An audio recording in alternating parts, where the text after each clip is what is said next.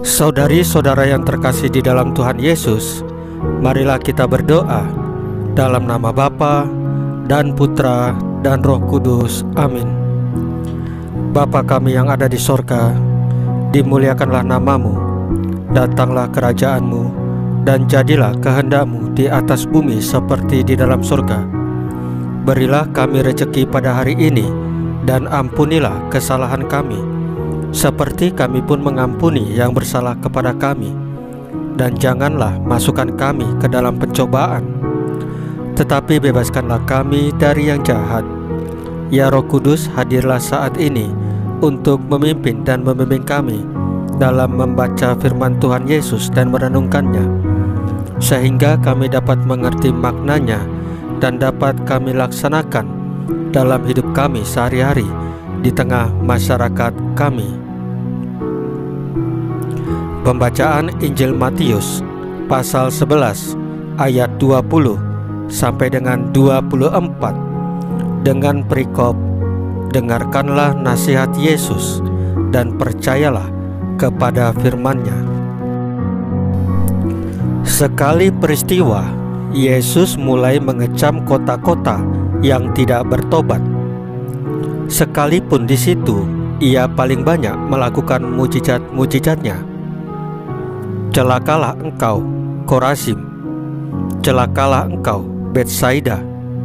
Karena jika di Tirus dan di Sidon terjadi mujizat-mujizat yang telah terjadi di tengah-tengah kamu, sudah lama mereka bertobat dan berkabung.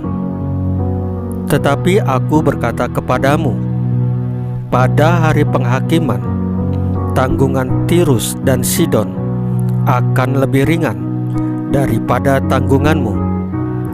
Dan engkau, Kapernaum, apakah engkau akan dinaikkan sampai ke langit?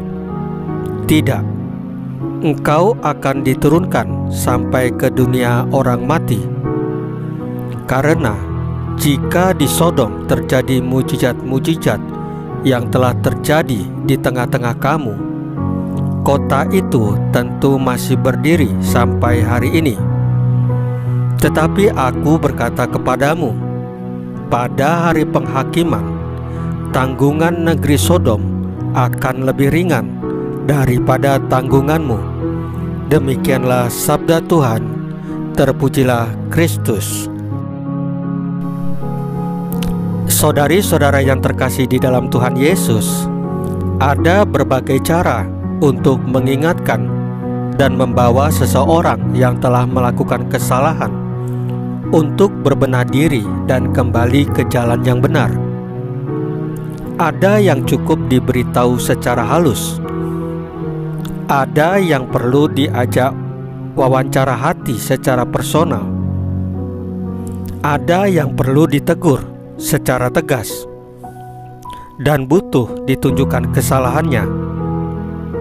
Ada pula yang sedemikian degil dan keras kepala sehingga agar sadar akan kesalahannya dan mau berubah dibutuhkan kecaman atau diancam dengan hukuman tertentu.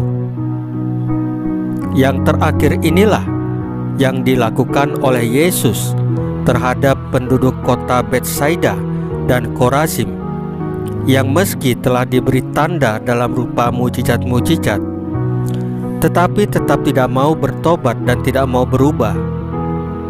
Kepada mereka, Yesus menggunakan kata-kata yang keras, yaitu ancaman akan hukuman, dengan harapan hal ini akan menjadi suatu shock terapi yang sangat mujarab.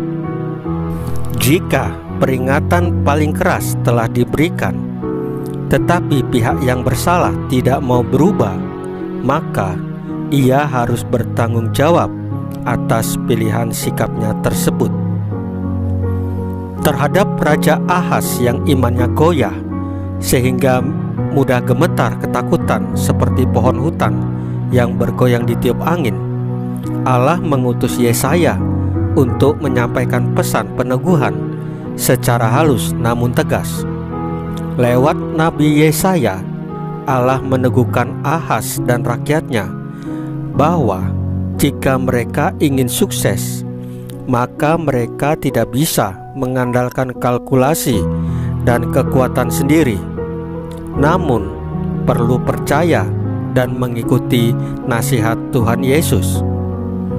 Tuhan Yesus menegaskan, "Jika kamu tidak percaya, sungguh kamu tidak akan teguh jaya."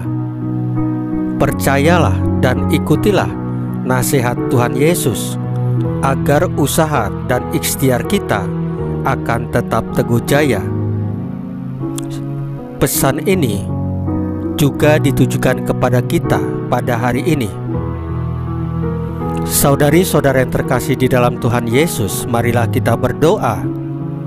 Ya Allah, bimbinglah kami untuk mendengarkan nasihat-Mu dan percaya pada kuasa sabda-Mu yang menghidupkan. Salam Maria, penuh rahmat, Tuhan sertamu. Terpujilah engkau di antara wanita, dan terpujilah buah tubuhmu Yesus. Santa Maria Bunda Allah, doakanlah kami yang berdosa ini, sekarang dan waktu kami mati. Ya Tuhan Yesus, tambahkanlah iman kami hanya kepadamu saja, karena Engkau adalah Tuhan dan Juru Selamat kami satu-satunya, tidak ada yang lain. Dalam nama Bapa dan Putra dan Roh Kudus. Amin. Saudari-saudara yang terkasih di dalam Tuhan Yesus, bacaan firman dan renungan hari ini sudah selesai. Tuhan Yesus memberkati kita semua.